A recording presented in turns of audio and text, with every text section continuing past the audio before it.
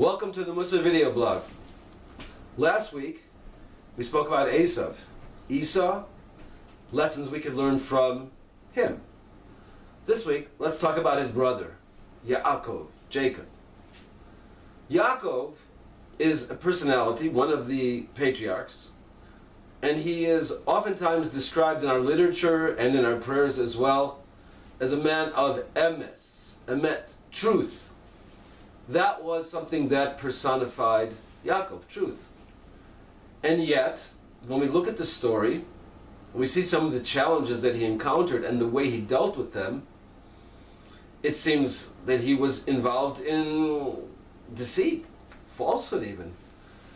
He had to get his brother Esau to sell him the firstborn. He came before his father Yitzchak, disguised as his brother Esau, with the fur on his arms, and he got the blessings from his father Yitzchak in some seemingly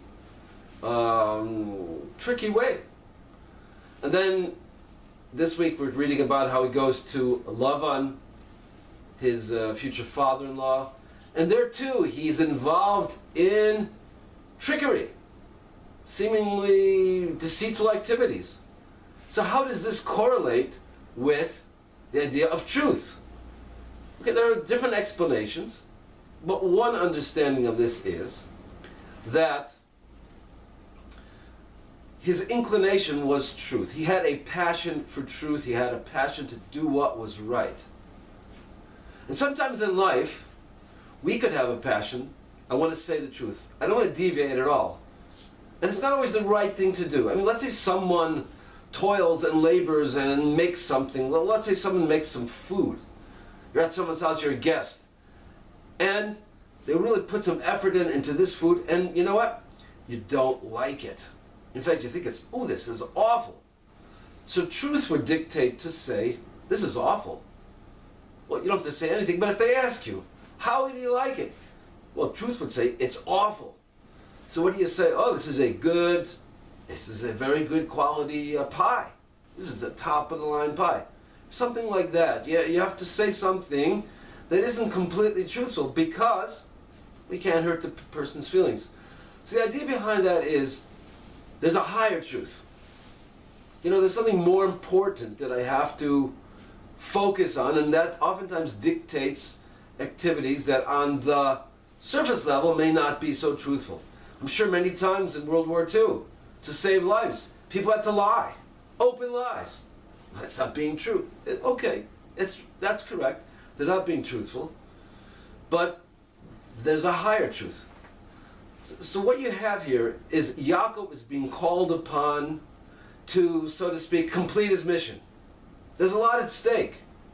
The whole future of the world, the legacy that was started by his father Yitzchak, his grandfather Abraham, he is the man who will be carrying that legacy on. He'll be the bearer of the torch. And he's being called upon to do things that are necessary, really necessary, and this is a whole discussion unto its own, but we'll just leave it like that, really necessary.